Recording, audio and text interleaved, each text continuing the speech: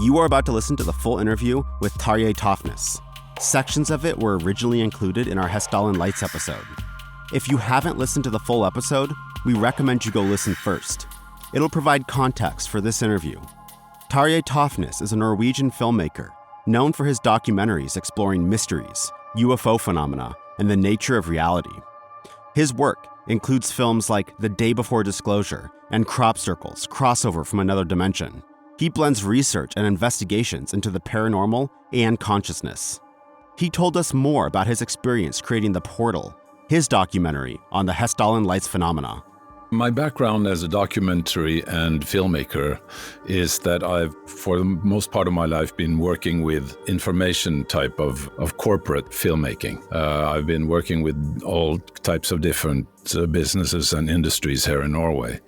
And I've also been doing a lot of documentaries. And for the past 15 years, I've been doing documentaries with topics of my own interests, like paranormal phenomena, UFO stuff, crop circles, consciousness studies, and things like that. Yeah.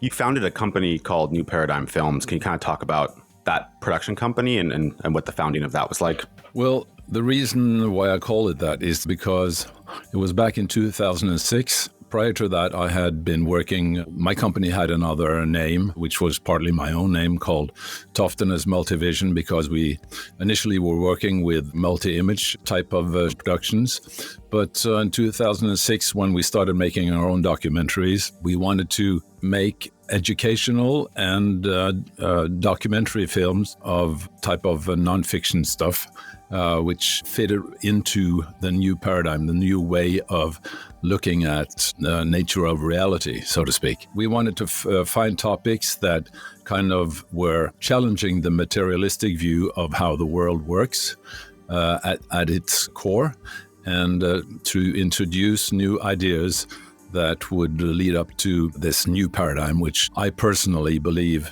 is right ahead of us, a more type of holistic paradigm where you see the world and the nature of reality in a quite different view from the materialistic way that we regard or have regarded reality up to now.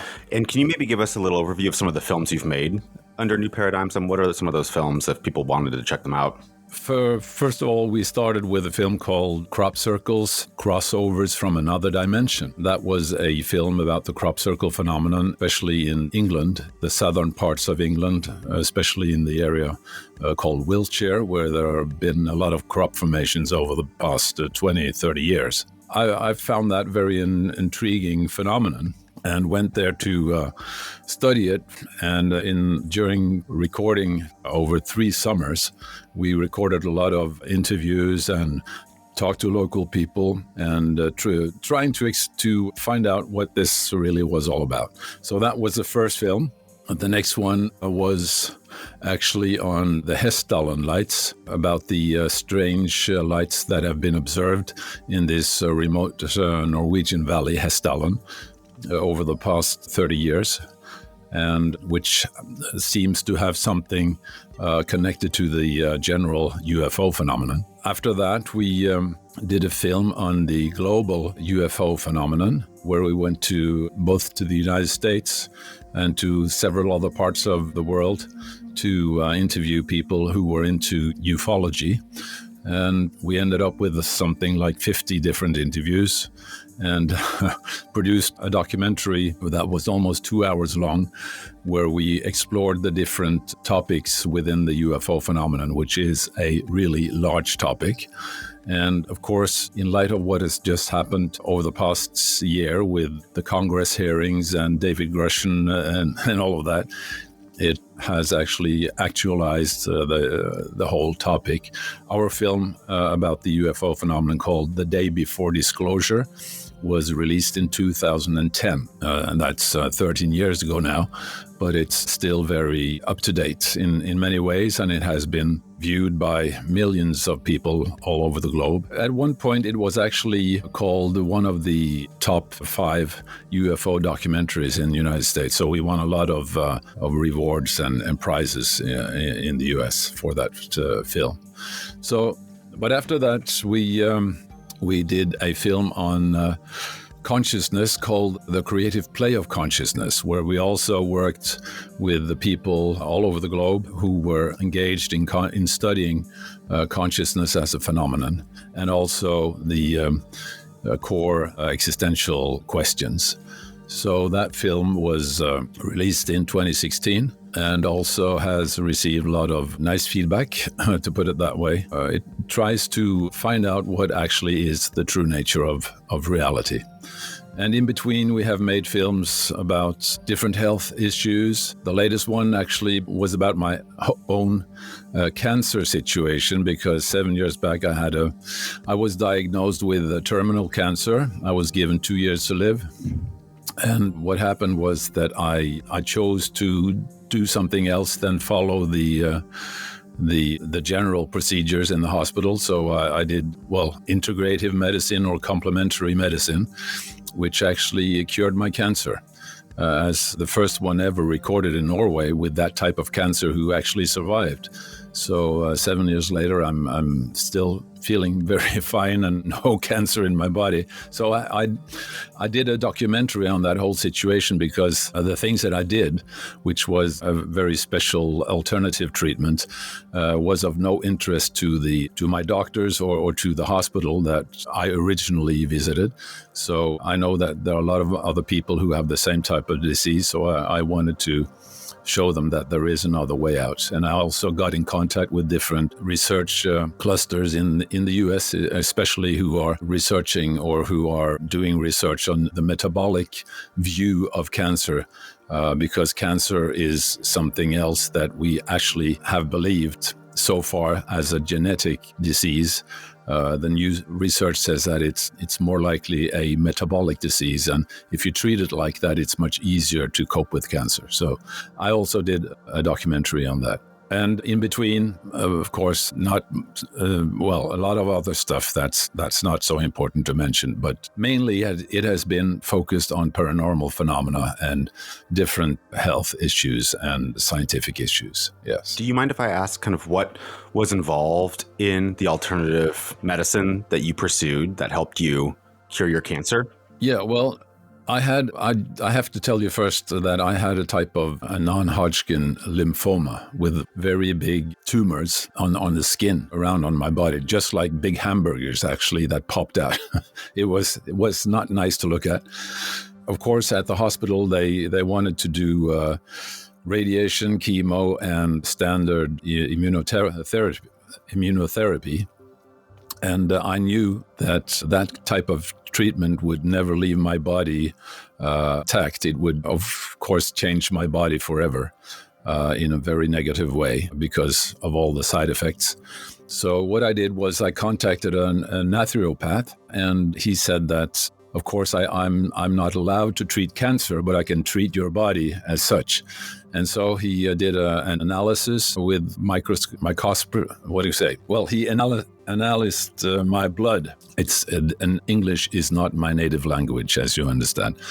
Well, he did analysis of my blood and of my different types of analysis, and he said that the problem is that your gut is full of inflammation and your liver is full of toxic stuff. Your body is it seems that you have not been treating your body well for the past 30, 40 years, which was absolutely true because I've been working with media, and when you have deadlines, you don't have time to go home and make proper food. You just go down to the nearest gas station or fast food shop and put something in your mouth, and the only exercise you have is to and back and forth between your desk and the coffee machine. So my body was not in a very well situation. But so what he actually did was he put me on a cure to cleanse my body, to cleanse my liver, which mainly was to eat vegetable soup, and in combination with fasting for almost 4 months. And also a lot of supplements, which he gave me. And that actually did something really extraordinary with my body, because all the cancer kind of disappeared by itself. because the environment that had created the cancer was, put back into normal. It was just like pushing the reset button, So it worked. And today I'm more fit than ever, even if I have passed my 70s. Yes. Before we get to that, this is such a fascinating thing. We'll move on to the Hessdalen in a moment, but what did your doctor have to say about that, who maybe was anyone who was recommending to you radiation treatment? Well, he said in the first place that cancer is caused by bad luck. And when I was cured and not having used his medications, he said that it's just, we call this a miracle. It's fantastic. You have just... It's, what do you say, spontaneous remission? Is that what you call it? But the researcher that I met in Boston, in the US, a guy called Dr. Thomas Seyfried, he said, cancer is definitely not bad luck, it's bad environment. That's what causes cancer. And thanks to him and the research that he's been doing, there's a totally new view on cancer, which is now kind of an enormous paradigm shift, but it meets a lot of kind of a stone wall of resistance from the medical area and from the pharmaceutical industry and so forth. It's not easy to come up with something new which you cannot make money from, So to cure cancer with diets is very effective, but it's not a commercial product, so it's of no interest to the medical industry. That's an incredible story, and I'm very happy to hear that you've remained cancer-free. Maybe shifting gears a little bit, how did you first get introduced to the Hessdalen Light Phenomenon? What was your first introduction to this phenomenon?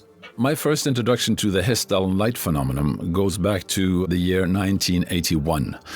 Because then I read in the news that there had been an observation of very strange lights in a remote valley in the midst of the mountain area in Norway.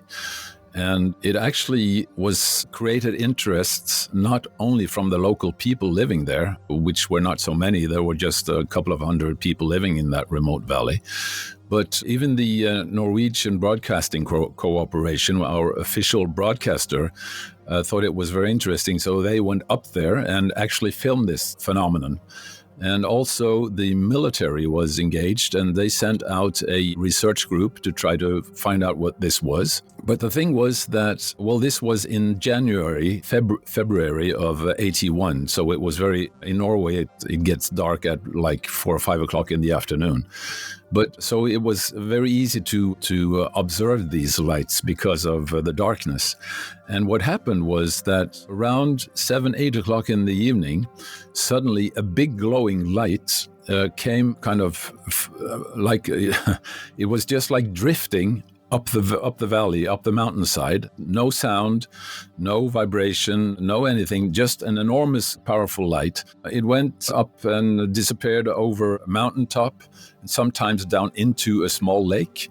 And an hour or two later, it came back again and went back the same way as it came. I mean, if it had been today, we might have thought it was some type of drone, but that was before drones even were invented, There was many speculations of what type of phenomenon this was.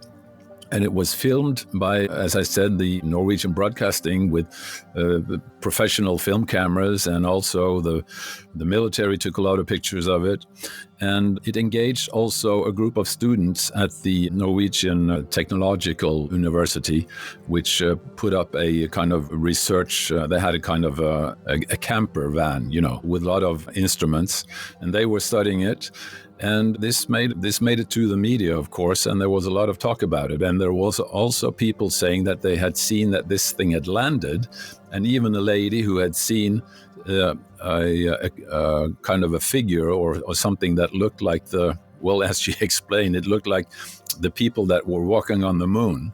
Apart from that, they were just half the size, and they had also big carrying rucksacks, and it looked like they were actually taking samples from the ground or the earth, and went into these big cylinders that then suddenly spiraled up into the air.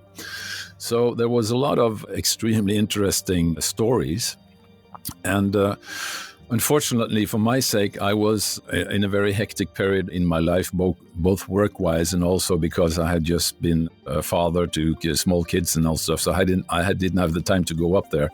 It was like a 6 hours drive from my home. But I followed it in the news, and as I've always been interested in these type of topics, I decided to go up there later in my life and find out what it was.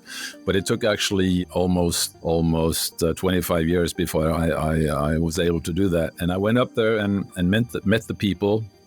And of course, during that time, those 25 years, a lot of things had happened, and the phenomenon was still there, and I saw it with my own eyes. And I interviewed a lot of people, and also I was able to get hold of different video recordings that people had done. And also there was a university in Norway a group from a university headed by a professor called Erling Strand.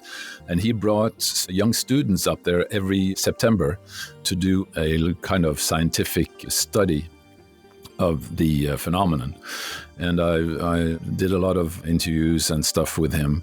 And we put together this film called The Portal, because in my mind, there was obviously something very special with that area.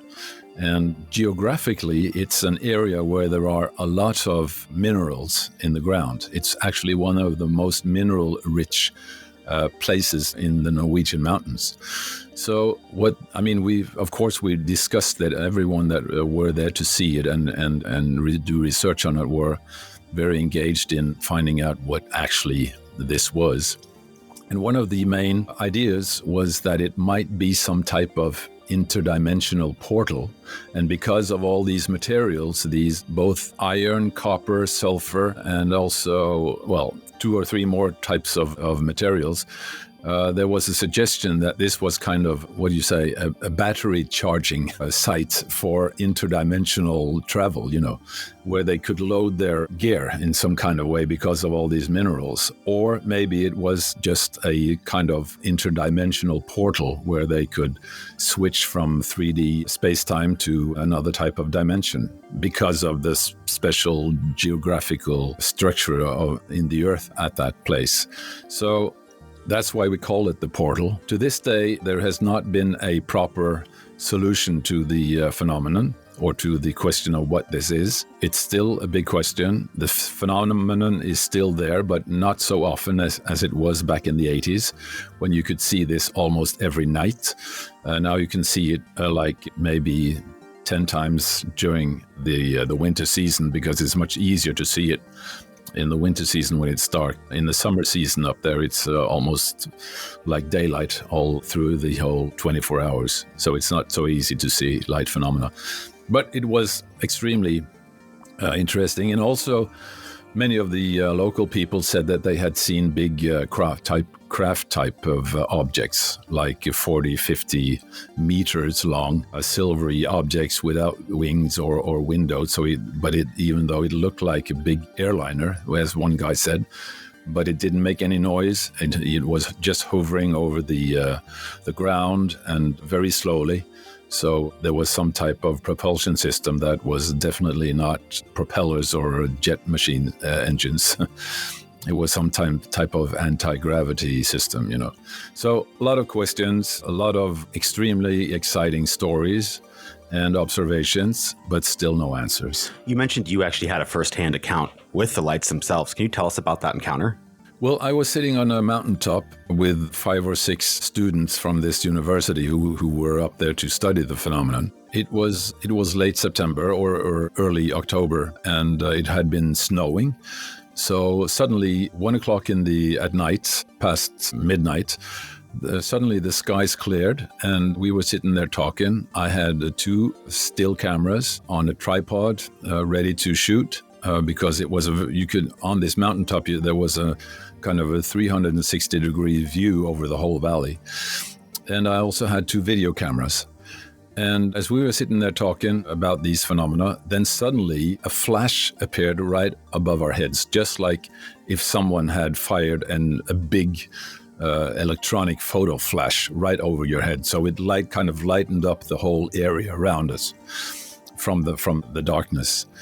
And when I looked up, I saw two extremely powerful light bulbs in the sky. But as it was totally dark, I could see, of course, the stars behind them and also between these two light bulbs. And it was impossible to say how far away they were, if they were just like 300 feet or 3 kilometers or whatever it was, but they were extremely powerful light bulbs, and they were moving very slowly to the right, just like they were kind of interconnected, but even though they were seemed connected, I could see the stars between them, so there was no physical connection, but it just looked like they were, drifting across the sky, very connected. And then it lasted for maybe 30-40 seconds, and then suddenly just poof, and it went with just like it was shut out into the night sky. And they became smaller and smaller and smaller, and just then ended up like in another star on the night sky. So it was definitely not a plane. It was not a drone, because drones didn't exist at that time. It was not any type of reflection from any light from any car or anything like that, or train or whatever. It was definitely something out of this world. And to me, it kind of confirmed that, okay, there is really something here, and it is possibly intelligent. And maybe it was just a sign given to us to make us understand that we are not alone in this universe, or something like that. I really don't know, but I was absolutely flabbergasted, and I never got to push the button on my cameras, because I was just, it just blew, I was just blown away by the sight. So afterwards, I was very angry with myself that I wasn't able to record it, But it was actually recorded on a radar, and also on low-frequent radio it was recorded, and also on another camera that had that was open, that had a continuous exposure. Yeah, so it was definitely something that appeared there. It was not something that we imagined, absolutely, and we were like 6 or 7 people seeing it. Were you able to get a sense of the size of what these lights were from where you were? No, it was because it was in the sky and towards a black background. It was impossible to say if it was like inches or yards or even miles big, because we couldn't figure out what distance from us that it was. It was just enormous. It was very powerful. You mentioned Erling Strand is a prominent researcher of the phenomenon. Can you kind of just give me a description of him as a scientist, as a person, working together on this film? Over the years, he's become a very good friend of mine, so I know him quite well. When he was up there the first time, he was in his late 20s, and he's a very curious guy, but he's also a scientist. So when he speaks about this, he never uses the word UFO. He sticks to the definition unknown light phenomenon, because, as he says, as a scientist and also now as a professor at the university, he actually retired just a half year ago. But anyway, when this was in the making, he was a professor at the university, and he said the university has been very helpful to fund us to put up they have kind of a small observatory inside a container, where they have different types of recording equipment that is automatically recording every type of movement which it might register in the sky, in the night sky. So they have video cameras, automatic video cameras, automatic still cameras. They have different types of radar and radio transmitters, or receivers, I mean. And this has been funded by the university because they regard it as an ongoing science project to try to find out the mysteries of nature, I guess. And he says, so that's why we cannot put a name to it, because as long as we are researching it and don't have a final answer, we just have to treat it as a type of unknown but very interesting type of phenomenon. But Erling himself is Well, he's a very nice guy, of course, but he's been doing a very proper job of both researching the phenomenon and also been very helpful in conveying information about the whole situation and the phenomenon. And he has also organized these special sessions where he brings students from the university to stay there for a week to study it. And he says it's very motivating for young students who are studying physics or electronics and stuff like that to come here and do all types of measurements connected to this phenomenon. So, but Erling has done a fantastic job and still is the main guy, number one guy when it comes to the Hessdalen lights. How did residents of Hessdalen react when you came to make a documentary? Were they generally willing to speak? Were people hesitant to speak about their experiences? Kind of what was that like? Well, some were and some were not, because, well, let's talk about the ones that did not want to speak about it. And that's caused by the fact that they have been ridiculed over a long time. They have been accused of different things like, well, I don't know what you call it in English, but it happens some places, in very remote places, that people from the same family have children with each other, and that creates some strange characters from time to time. So they had been accused by that, which of course was not the case. And they had also been accused that it was their home brew that was causing these very special sightings. And they said that every time they went down into the local village to do shopping, they felt that they were people were talking behind their backs. So they were very uncomfortable about the whole thing. Of course, when this started happening, they were just as amazed as everyone else, and they wanted to talk to absolutely everyone. I mean, if you see something outside your house that is totally unexplainable, and there is a guy from the newspaper, your first intention is to talk about it, But after all this ridiculing, they stopped talking about it. But still, there were some who were open. And this special one lady, she said, I've been ridiculed so much that I'm kind of cured. So I just want to say it as it is, because I believe that this is very valuable information, which actually is of concern to everyone. So she told us about these, not only the lights, but she told us that like one night she was traveling in her car from the local village up to this valley. And suddenly something that looked like a big hat suddenly appeared right over her car. It was dark, of course. It was a winter night, and it lit up the whole area and her car. And she said it was even stronger than the headlights from my car. I could see the road like very long distance in front of me, and I could see the woods around me and everything. So she said, and this happened several times, that these lights lit up the whole valley. And she also said that on one occasion, she was sitting and waiting for her husband who was collecting some timber or something. And she was having a smoke, sitting down close to a creek. And then suddenly, she says, a big object that looked like a 40-meter, well, that's 100 feet long object with light in each end suddenly appeared drifting down the valley. And it was brown, and it looked like a very big piece of bread, she said. And she was absolutely shocked. And she told us about a lot of stories. And there was this other guy who said that he had on several occasions seen this, what he called, he said it looked like a big airliner, but with no wings and no windows. As I said earlier, it was hovering just above the treetops very slowly, no sound, no vibration, no nothing. And he had recorded this 46 times. And he had showed me his notebook, and he had done recordings of it with which dates, which time, what kind of temperature, what it looked like, the direction and everything. So, I mean, in my impression, these people were very, very truthful.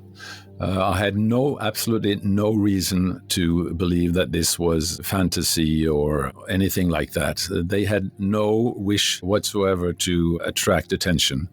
They were actually very, very bothered by the attention that this had made for them.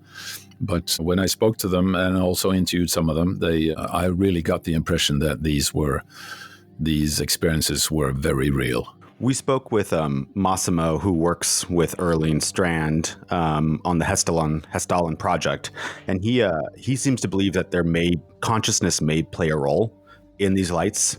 Did you get a sense of that in your own research and work? Did you think there could be some element of consciousness that affects them?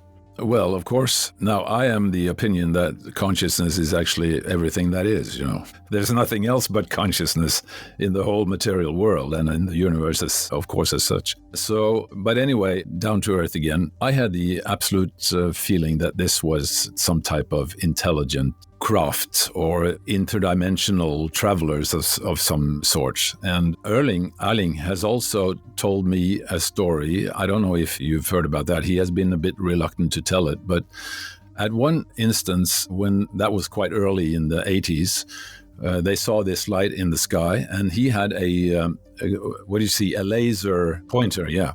So he pointed at this thing with the laser pointer and tapped on the button, so it gave a frequency of laser shots towards this light. And he said later in the evening, when they were standing outside discussing things, then suddenly very totally similar laser light came from the sky and pointed at the ground right in front of their feet with the same frequency that they had been shooting at this light. So he said that was that was a confirmation that there was something intelligent involved, absolutely. And that's also been my opinion, and the way these things have been described, all the landings that people have described and the movements and how these craft look, it is like intelligent life from somewhere else in the universe or in some other dimension or, something far, far ahead of us in technological development. That's my belief. Yeah. What do you think was the most unique or interesting sighting that you learned about while you were making the film? Well, one of the most unique sightings was actually a very large piece of turf from a moor or I'm not sure what it's called in English, but there was one guy who appeared to me and said some years back, this was before I was up there, he said we were 3 hunters who had parked our cars down in the valley, and we had been walking into the mountain area for like 2 hours, very, very, very far from any road. And suddenly we discovered a big piece of turf. It was like 20 feet long, like 10 feet wide, which was cut with laser precision, and it was like 1 foot thick or maybe a couple of feet thick. It was cut with laser precision and lifted very carefully up from the ground and placed to the side. And you could see how it was cut with some type of laser knife. And he said it had to be weighing several tons because it was wet turf.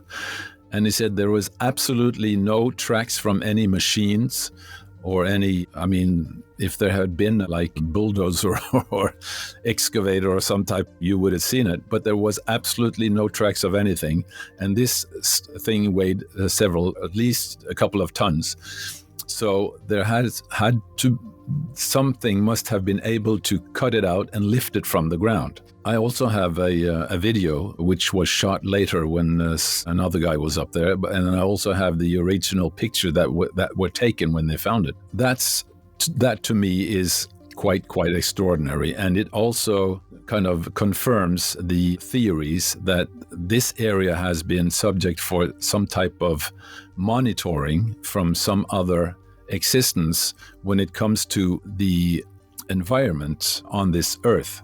Because let's say that you are very concerned about the environment on this planet, which is now being so damaged by us creatures who live here and who don't really understand how we should treat this fantastic planet. And to monitor how the development, in which direction it is going, you have to take samples from different places on the planet. And I've heard so many reports also from other places, like everything from the Amazons to other mountain areas in the United States, to places in Japan, to places in Russia, where there have been observations of something indicating that someone has taken samples from the Earth.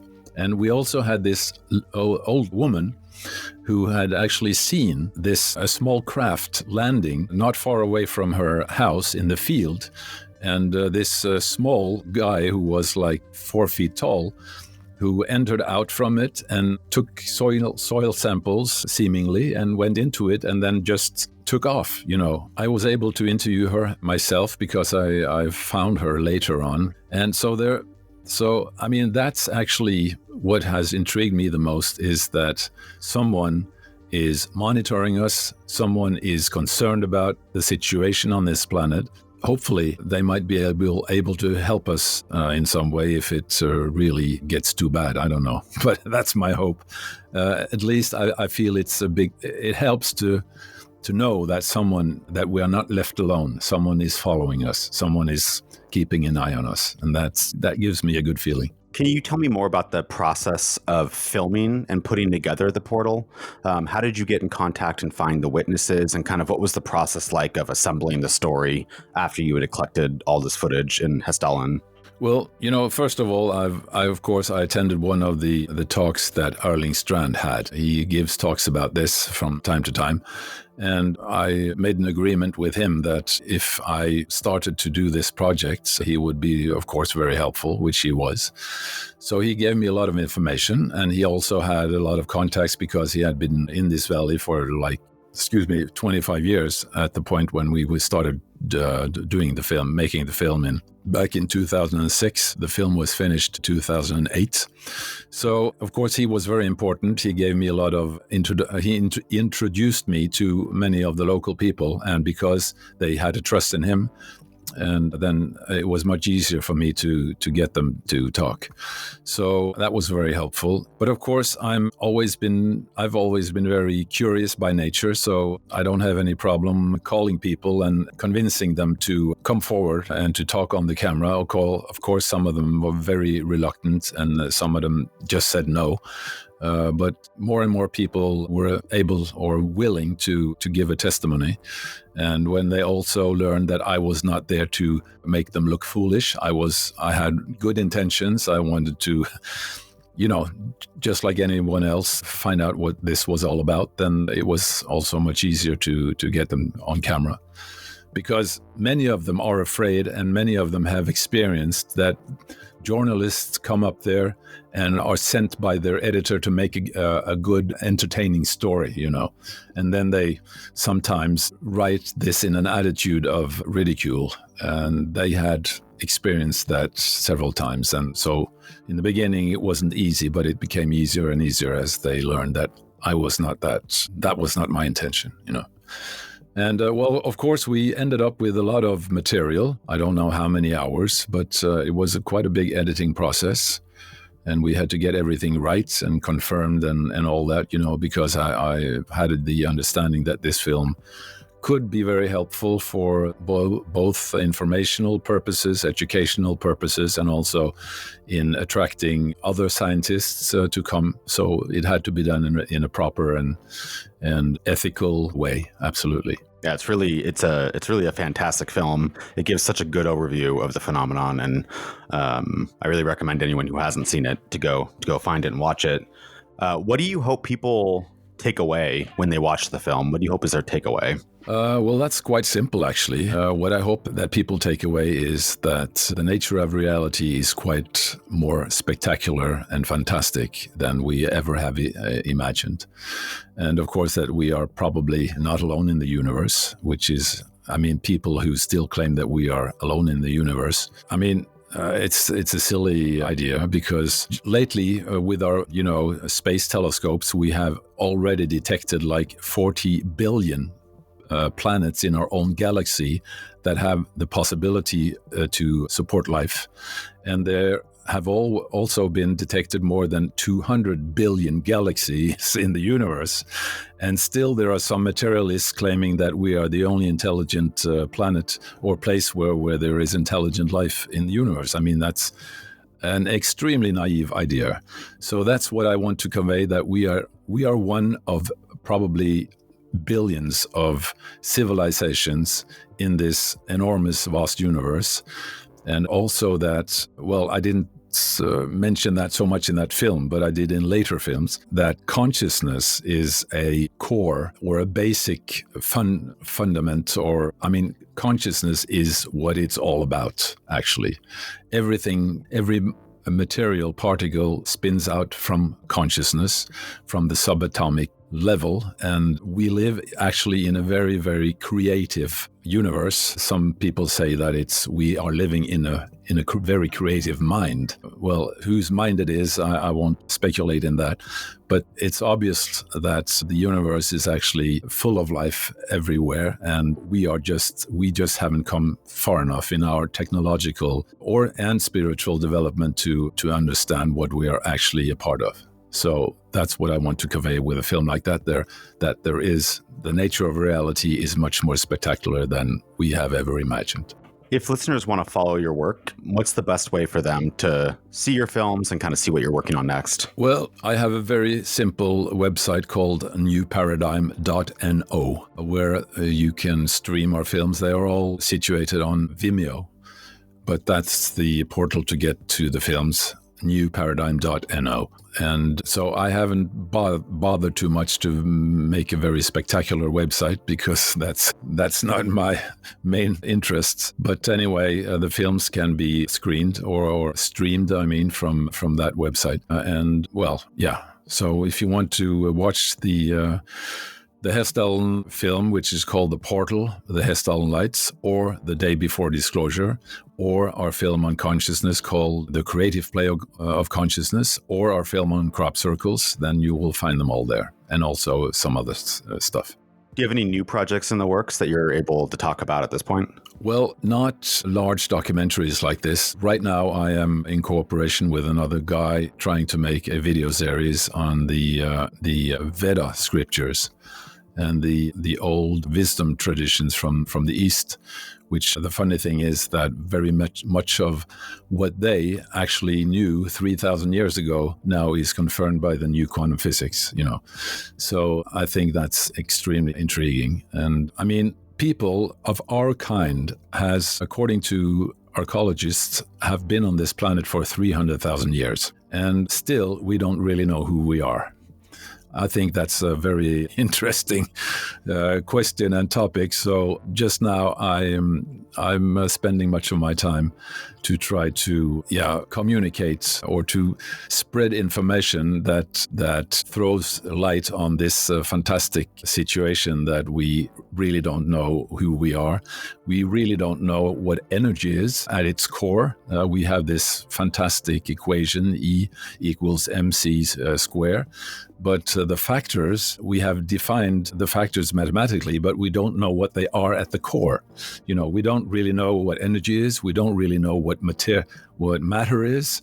We don't know why the speed of light is as it is. That's quite intriguing, We have just taken it for granted. But now there is so much exciting new science that's exploring these topics. Things are going to happen quite quickly now, I know. With different scientists, different science communities that are really working hard to try to crack the code of gravity, And if we are able to, with the help of new understandings in quantum physics, to crack the code of gravity, then suddenly we can start producing free energy, which will hopefully then solve our environmental problems. We don't need to use fossil fuels or all these other quite complicated ways of producing energy that we are using today. So I think we are actually at the verge of a whole new paradigm in understanding both the nature of reality and the fact that consciousness lies as the fundamental, creation beneath everything. And it's going to change our world quite dramatically in the coming years. That's my belief. And that's what I'm digging into at the moment. Is there anything we didn't touch on in relation to the Hessdalen Lights or your work that you would like to say before we wrap up? Well, I would say that if you're interested in exploring something extraordinary, take a trip to Hessdalen. You have to go in the late autumn or early spring when it's still dark in the nights. But you can bring your camping tent, and there's a lot of space. It's allowed to put up a tent anywhere. on any mountaintop, and to be there and to know that there is something extraordinary happening right beneath your feet, or that's a very intriguing feeling. And you might get lucky to also see something that you will never forget. So that's what I would say to people. It's if you go to Oslo, travel to Oslo, it's you can take the train up to nearby and rent a car from there. It's from the nearest train station. It's like half an hour with a car, and it's a fantastic place to explore for yourself. A special thanks to Massimo Teodorani for allowing us to use his music as the underscore for this episode. You can listen to more of his music under his artist name, Totem Tag, on Bandcamp. A link is in the description. If you enjoyed this episode, please leave a review on your favorite podcasting app. It helps get this content in front of more listeners, which means we can produce more episodes more often.